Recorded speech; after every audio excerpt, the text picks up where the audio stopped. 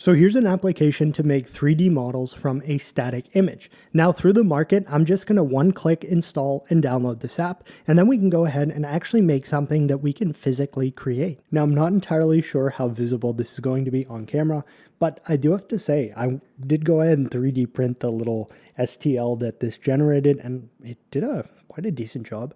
Today, we're going to be taking a look at a very unique piece of hardware, which I have here in my right hand. This is the Olares One, and not only is it a very powerful mini PC, but this is designed to be a personal AI cloud. Now, you may be like, okay, well, Bijan, what exactly does that mean, a personal AI cloud? And for today's video, we're basically going to find out. So this device, which I have in my hand, which I may have almost dropped right there, is equipped with a mobile 5090 video card. So this has 24 gigs of dedicated video RAM. It has 96 gigabytes of DDR5 memory, an Intel Core 9 Ultra CPU, and a 2 terabyte SSD. So the performance specs of this device alone are nothing to scoff at, and actually this is one of the more performant mini PCs that currently exists.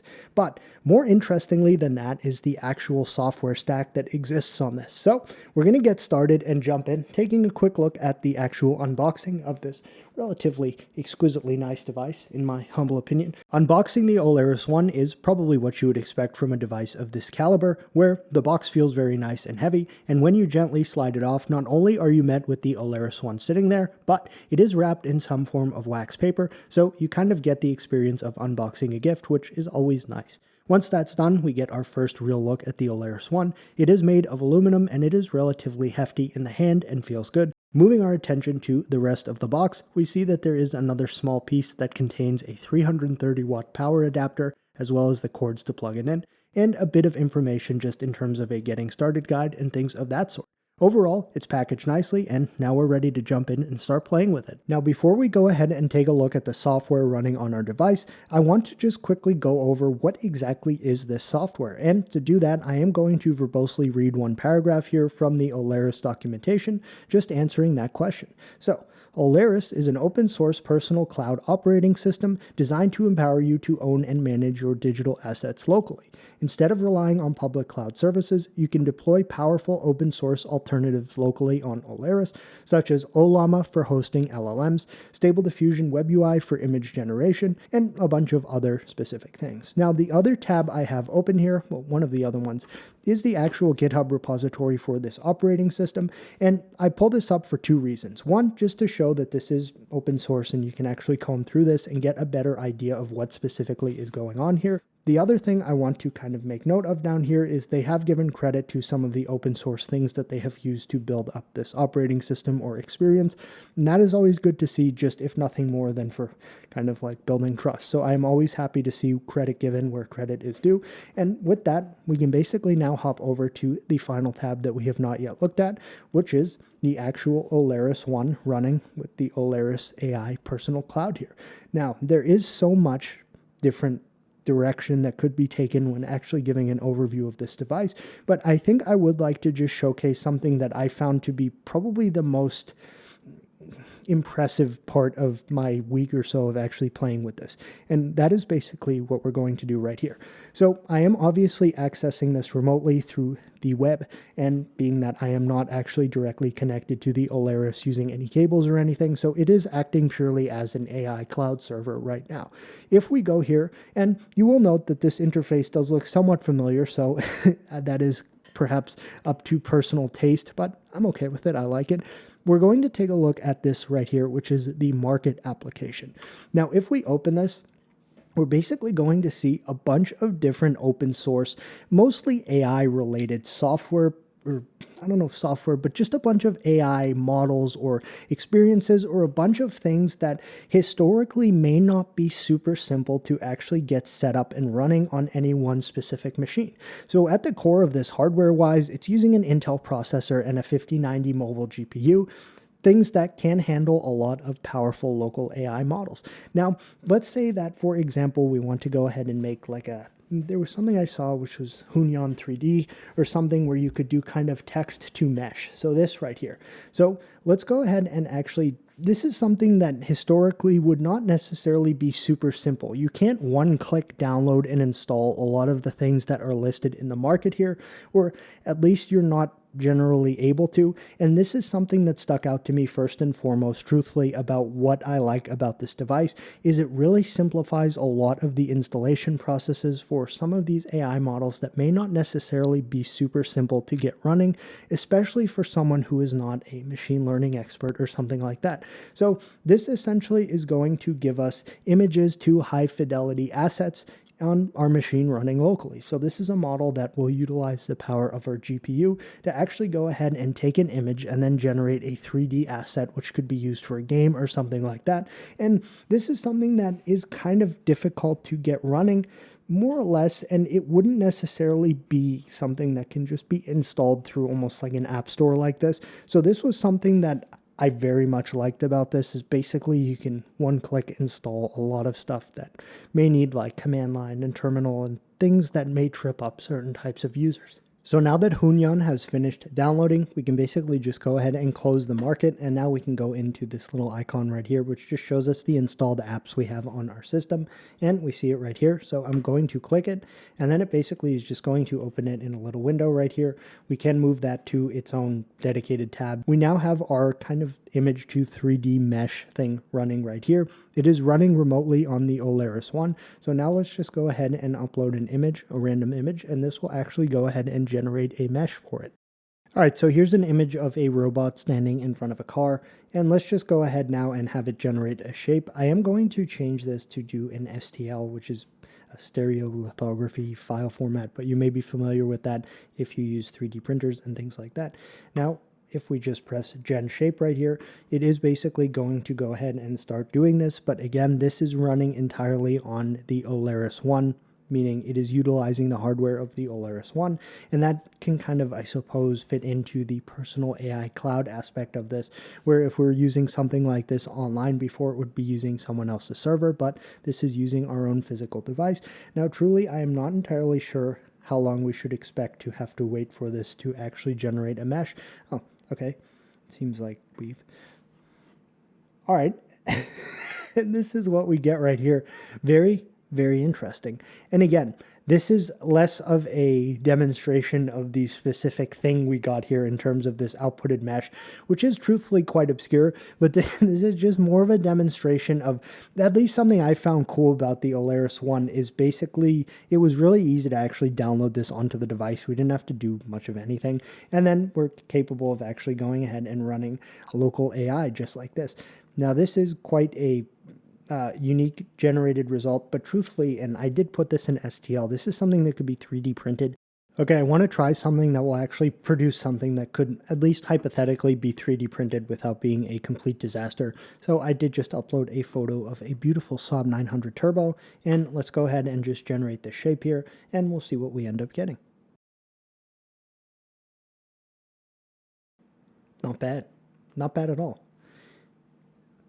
This technology has come a long way, and I am now specifically referring to the actual image to 3D mesh, but even imagine just using this for like a game asset or something. So this is going to be a total disaster to 3D print because of the way the supports will need to go. However, I'm down. So we have to transform the mesh, and then basically now we can download this, and it will save it as an STL. So I can actually go ahead and print this now, which I am going to do just because it would make this video a little more complete. Now, I'm not entirely sure how visible this is going to be on camera, but I do have to say, I did go ahead and 3D print the little STL that this generated, and it did quite a decent job. This has definitely evolved as a technology from when I first tested such a thing where you could basically turn a picture into a 3D model and then 3D print it. I am rather impressed with the end result here. Overall, again, I don't know, I just like this stuff, so I wanted to do that because I think it's cool. Now let's go ahead and just run some AI in a more traditional sense, where we're basically going to go ahead and chat with an open source model. So kind of in the same way that we went into Hunyan 3D, we can just open our system applications right here and jump into Open Web UI, which will not only open it here in a little window in our desktop kind of browser, but we can also click this, which will go ahead and open it in its own dedicated tab. Now, I am going to opt to use currently the smaller of the two OpenAI GPT OSS open source models, in this case a 20 billion parameter variant, and this fits entirely within the video memory available to this system, meaning that it will run very quickly. So let's just go ahead and do kind of a sample prompt, which if you are familiar with the channel, thank you, and you will be familiar with this test, where we're asking it to make a browser-based operating system. Now, when I did first test these models, interestingly enough, the 20 billion parameter seemingly outperformed the 120B, which was kind of curious to both myself and a few other folks. Now, unfortunately, what we're getting right here is it's making these in separate scripts, which is, depending on how it renders here in Open Web UI, either going to be acceptable or not. But we can see that the speed here is really quite good, and that is just due to a very performant mobile GPU, and having dedicated video RAM is kind of a positive for a system like this, which is going to be running AI for most of its time. Now, unfortunately, we didn't really get a great result right here, though we did get some form of result. So the image that it tried to put for our desktop background, unfortunately, is not existing, but we do have kind of a start menu. Okay, so nothing really happened here. I am going to just ask it to put these. Sorry, I'm getting into like the model testing aspect again, but I'm going to ask it to put everything contained into one single script. And it will go ahead and do that. But in Open Web UI, we can also get some performance metrics right here. So we can see that kind of the most interesting of note statistic here was 127.42 tokens per second in our response speed, which we can see correlates with the fact that pretty much everything is getting generated here relatively at a high rate of speed. All right, so I'm starting to see a little bit of a different result here. I'm still not entirely sure what these icons are supposedly. However, well, the end result is more or less the same, except we don't have a broken background image. But the whole point of this is to just showcase that this is relatively quick at running a model that fits entirely within the system video RAM. Now, I suppose this device does have a lot of draw for beginners, and basically, let's say that you wanted to go ahead and run a specific LLM that you found. You can go ahead and just open the Ollama app right here, which is basically going to open something that may at first glance be intimidating for the beginners among us. However, fortunately, this is relatively easy to kind of set up to run a specific AI model. So let's just go ahead here and go to ollama.com. And let's search for a model that may be something kind of cool for us to be able to use.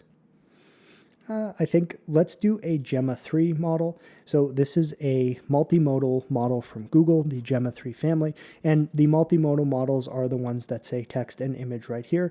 So I think I'm going to let's push this thing hard. So let's go ahead and run Gemma 3 27B, which is a 27 billion parameter variant of Gemma 3. And of course, being Ollama right here, it is going to have a default quantization, which is likely going to be a Q4KM or something of the sort. So this will be kind of a 4-bit quantization of this specific model.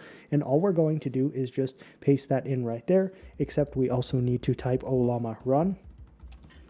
And that will go ahead and download the model onto our system, being that we do not actually have it on the system available right now. And then once that download is complete, which is obviously depending on network speed and things of that sort, we will be able to hop into it here using Open Web UI, and we will be able to actually send it images and ask questions about them and things of that sort. Now, while Gemma 3 is downloading, something I want to highlight here is the ability of this to perform as kind of our own AI server or AI cloud. So here on this phone, which is not even connected to my local network or anything like that, I am actually accessing my Olares One, and basically it's going to be kind of hard to see, but I'll show the important part when we actually get there. I'm just going to be able to actually navigate around the device, and here I am going to open Web UI from this phone, which I will inevitably need to log into as well, because this is kind of a device that has never actually accessed any of these services to date. And this is going to highlight, in my opinion, one of the really cool things about this is it does act as a personal AI server. So here I am connected to OpenWebUI running entirely on the device, and I have just messaged my instance of GPT OSS 120B saying, hey, what's up? Tell me a funny story. And this is running entirely on my phone. So let's say I was multiple states away, and for some reason, which there are a lot of pertinent reasons why, I needed to use my local AI because it was local and something I wanted, I could go ahead and basically have this thing running at my house, use my phone from who knows how far away, and be able to access all of the AI services that I have running on it. So not only could this be a local LLM, it could be the image to mesh, which is probably less likely something you'll use from a remote situation like that. It could be image generation, it could be video generation. So that is definitely one of the very cool things about this is I am accessing my own local AI remotely from the Olares One server, which is running it, but using my phone, and this could be anywhere. So this is just on a cell network. It's not even on my local network. So this is something that I find to be very neat. So Ollama has completed the download of this Gemma 3 model, but I'm actually going to be done with this now because we want to chat with it through our OpenWebUI instance, which we do have open right here. So I'm going to go ahead and make a new chat. I don't think that I actually would need to reload that for the model to load, but don't quote me on that. However, we can see it is selected right here, and basically we can go ahead now and send Gemma 3 27B a message. So, hey, who are you? And keep in mind that this may be a bit slower to respond than the GPT model, and to keep things in the interest of kind of simplicity and beginner friendly, it is partially due to some architectural differences between the two models, but keep in mind that, this is a relatively decent speed that we got here of 32.13 tokens per second. Now, the interesting and cool part of this is that this model is able to look at images and give us a response based on said image. So let's go ahead now and give it an image and ask it a question.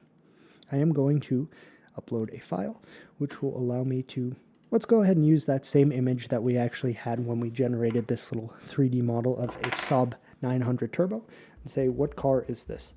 Now, I would imagine, actually, I don't know if this model will know or not, so this will actually be an interesting test. Very good. And we can see that there are no specific, well, okay, you can see right there it says Saab 900 Turbo, but still, that would be in and of itself a relatively performant thing for the model to be able to pick up in an image. So overall, that's not bad at all. So tell me more about this vehicle. And then again, kind of one of the cool parts of this that I want to really drive home is I'm back on my phone right here. I am going back into OpenWebUI, and at the same time it is responding in real time as we see in front of us on the computer. And if I scroll up, we can see the image that I had sent it right there of the Saab 900 Turbo. So this is just really cool in terms of accessibility, and you could kind of put this in your house and give access to it to your whole family, or charge people access to it to generate images. No, well, yeah, you could do that as well. But again, there are a multitude of different directions one could take with such a technology as this. Overall, I'm going to say Gemma 3 27B's response pertaining to the Saab 900 Turbo, probably about an 8 out of 10 in the complete scale, so I am quite pleased with that.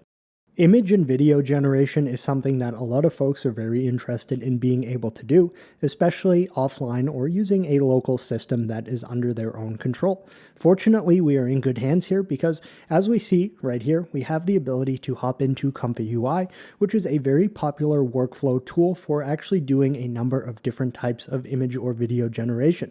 So fortunately, I already have this open right here in this tab where we have ComfyUI running on the device, and at first glance, for those who perhaps may be new to a lot of this can look a bit intimidating, and truthfully, I don't necessarily love the ComfyUI interface, but begrudgingly, I will admit that after using it for a little, it does begin to make sense how the kind of node-based workflow is perhaps the better choice for actually getting all of this working, and you get more used to it as you use it. But with that, let's go ahead and generate a video locally. We are currently using WAN 2.2. This is an Alibaba sourced open source video generation model, and it is relatively performant and something that can be run on our Olares One.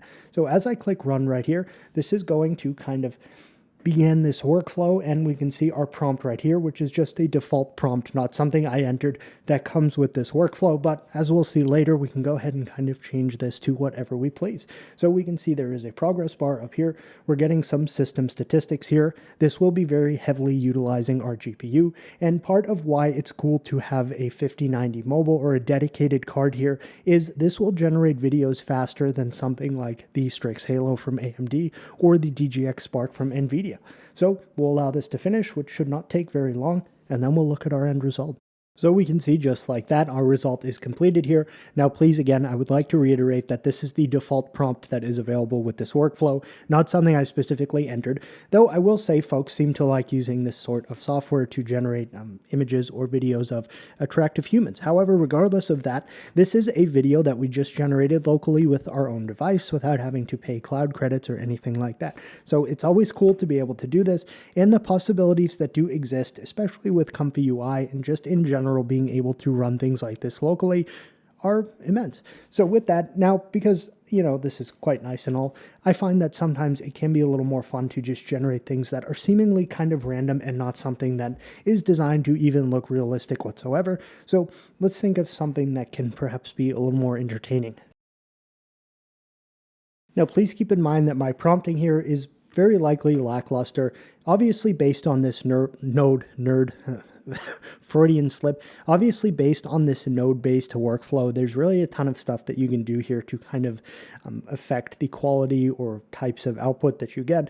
But for the purpose of kind of a simpler demonstration, I am just going to go ahead and opt to use a relatively lackluster prompt here just to see what we get, where basically we have a gaming laptop that gains sentience, begins to stand up and walk amongst the other computers on display in the store, and then at the end, of course, we've just added in 4K realistic HD.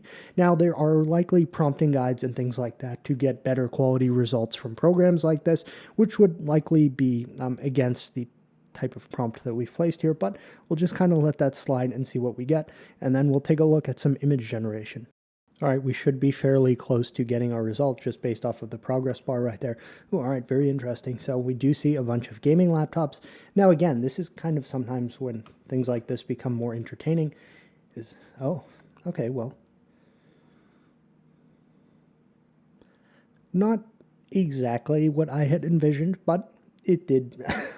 It's more kind of like a Harry Potter type thing where it just kind of starts floating. It looked more realistic than I had anticipated, but that is okay. I will say that it has the default Windows background of the computer next to it, which does look relatively kind of what you would expect a computer to have as a background, and the gaming laptops do all have that gaming laptop sort of aesthetic to them. So overall, again, I have no idea how to quantify this result, but I did want to demonstrate just doing some local video generation. And with that, let's hop into some image generation. Now, ComfyUI can kind of be complex, as I probably had mentioned, but there is also an application on this device called ComfyUI Launcher, and this basically allows you to go and browse a ton of different available models for different types of image or video generation. So this has a bunch of ways to kind of manage getting those specific models or workflows or anything kind of related to the whole sphere of image or video generation locally. So I did just feel pertinent to mention that, but let's hop back here now and we can close out of our video generation workflow here. I am actually going to save the changes that I made, and now we're going to go ahead and hop into our image generation workflow. To do this, I do already have the image generation workflow saved, so this will be using the Flux One dev model, which you may be familiar with if you have a little bit of familiarity with local image or video generation. I am just going to click no to that. And now we have our image generation model workflow right here, which you can see does seem to be a bit simpler than the video generation one. So we have a default prompt, of course, right here saying a cyberpunk cat holding a neon sign that says Nunchaku is fast, but we can kind of go ahead and change that. So I have just prompted it saying a realistic photo of a LAN party, 4K realistic HD. Oh, in 1998, so hopefully we'll get some sort of kind of retro vibes here, and basically kind of as we saw with our video generation, this will now go ahead and generate this image. Of course, this will happen a bit quicker than the video generation, just considering that it's perhaps less computationally expensive to perform this static image generation task comparatively to a video generation task. So let's just go ahead and see what we get. We can keep an eye on our progress bars right there. And okay, interesting. Now I am going to say, First thing to note is this probably doesn't look very 1998-ish, just seeing these LCDs would have probably been quite new and expensive back then, so it could perhaps be a financially stable LAN party. There are some projector screens on the wall and things like that. But again, of course, this is just more to showcase the actual capability of doing image generation and things like that locally. However, I do find that this LAN party is somewhat lackluster, so let's go ahead and change our prompt. I also left an erroneous quotation symbol there, so that may have messed things up. So I have just gone ahead and asked for a portrait photo here of something that is, just completely made up and not something that ever happened. And now we'll go ahead and run this and we'll just see how it does with, again, and these are prompts that you're going to find that image video generation has its own, its whole ecosystem, of which I'm not necessarily a good part of. And okay, that did happen quite quickly, but there are many different ways to kind of link these nodes together and proper prompting guides and advice, all of which I probably have discounted throughout my exploration of these tools. So with that in mind, just basically the takeaway from this is it's relatively quick and easy to do image and video generation with this device and ComfyUI. So that's always nice to have, as this is definitely a big draw for folks who want to have systems that can run AI locally. Just out of pure curiosity, I have swapped back to the video generation model and just set the prompt to a gaming LAN party in 1998, as I want to see how it does in actually generating a short video clip of this. Just off the bat, I see some perhaps continuity errors with this being set in 1998. This is an iMac with obviously like a Windows keyboard and PC. Also, these wouldn't historically be used for gaming. I do see an application icon there in what should be a game. Looks like something of a running simulator or something of the sort. There is also a large amount of kind of background noise. This almost looks like it's being performed in some trading floor for a finance company. So, yeah, but is that? All right, well, I'm not going to comment on that individual's choice of grooming. So with this, that is going to conclude the kind of video and image generation demonstration on this device. It is something that makes this stuff a bit simpler, at least in terms of being able to just do the one-click install from the market and things like that, which does simplify a lot of somewhat complicated installation processes depending on one specific level of experience.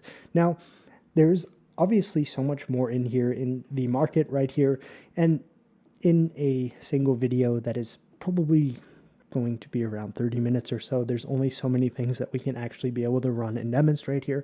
So I suppose that would transition us into some form of a kind of conclusion where basically it's a cool device for multiple different reasons. One, you have the hardware. So it's basically a mini PC that has a 5090 mobile, 96 gigs of RAM, and a Core Ultra 9 CPU.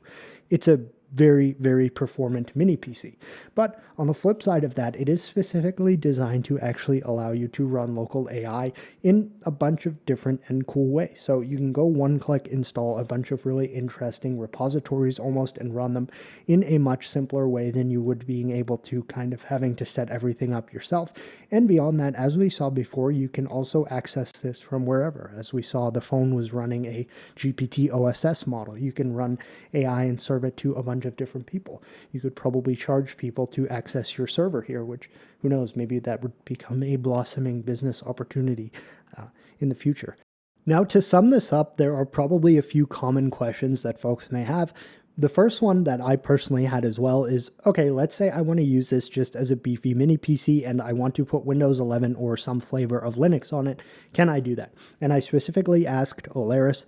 They said yes. Fortunately, this doesn't have any combination of very exotic hardware pairings, meaning it has a 5090 mobile and an Intel Core Ultra 9 CPU, things that are very happy to accommodate pretty much any flavor of operating system that you would like to put on the device. So that is something cool and is definitely an option. There is also in the market application here some ways to run Windows applications and things of that sort, but the option does also exist just to natively put a different operating system on this and use it as a very powerful mini PC. The second question is probably going to be, okay, well, where do I get this? Like, what's the deal with actually acquiring one of these? And for that, the answer is relatively simple, but there are a couple of things to pretty much just specifically mention. So as it currently sits right now, which is Monday, November 10th, 2025, this is soon to launch on Kickstarter, where you can see the information here about the pricing, which is a final price for Kickstarter of $27.99. And obviously Kickstarter has its own way of doing things, so you can kind of just pledge that and then eventually get your device. A second thing that I have been made aware of is that this is going to showcase at CES in 2026. Now, the second, or I suppose would be third question, is how does this stack up performance-wise comparatively to other mini PCs that exist that are kind of focused on AI as well? So let's talk performance. Over the past 6 or so months, the mini PC market, specifically for AI purpose workstations, has evolved a bit, but it is still very much in its infancy. Here I have the NVIDIA DGX Spark, which is a very recent release that has made a lot of waves in the media, equipped with 128 gigabytes of unified system memory. On the other side of that, and no pun intended because it is on the other side of the table, but we have the AMD Ryzen AI Plus 395 Max, which seems to have a lot of names, but the important part is this also has 128 gigabytes of unified system memory. In the middle, of course, is the Olares One, which has 96 gigabytes of DDR5 CPU RAM. However, it has a dedicated 5090 mobile GPU, which gives it 24 gigabytes of dedicated video memory. Now, these are all somewhat similar in that they're relatively compact mini PCs focused on AI-specific workloads. However, they do differ in terms of their specific speeds, their strengths, their weaknesses, and what kind of use case would best suit either one. Now, part of the reason I bring up the Kickstarter page here, aside to just showcase that this is where this is currently kind of available, is because there's a ton of pertinent information about the device here, and in specific, there are a lot of technical benchmarks here comparatively to other small, or not even small mini PCs, but other things that are designed to kind of run AI.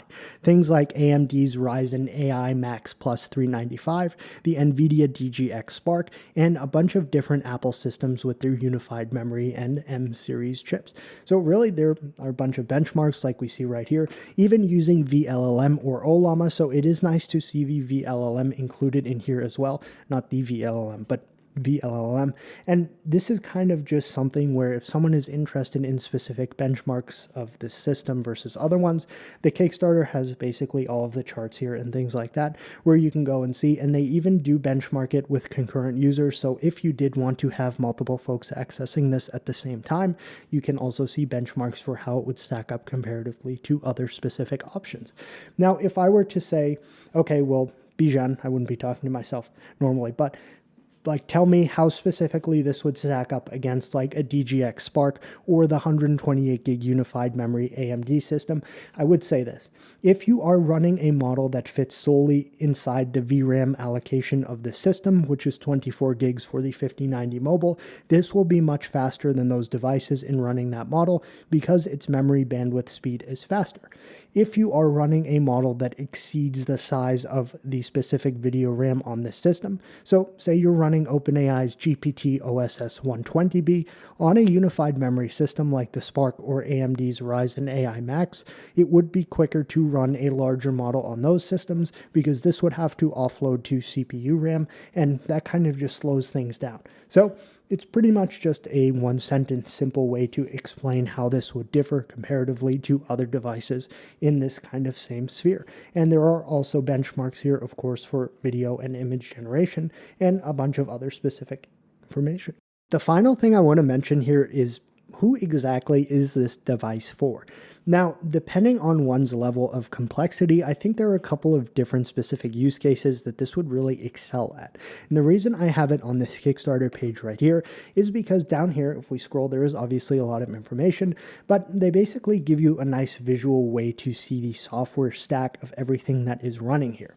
So this software stack is something that folks who actually want to get deep down and learn a lot more about not only AI stuff, but even containerized sandbox environments, different containers running different things, the networking aspect of it. This would be a fairly powerful educational tool to actually just get better at even kind of like system admin stuff, or at least learning more about deploying things to multi-user environments or things like that. On top of that, and I do mean kind of literally here as well, if we scroll up the stack, it does make it simpler to just download and one-click install and run local AI stuff that historically may require a user to have to jump into the terminal and do a bunch of stuff or things like that. So it is very usable for perhaps individuals who don't have as much experience with this stuff, and maybe they don't want to gain that. Maybe they want something like this where you can just kind of one-click install and let everything go on and happen nicely in the background.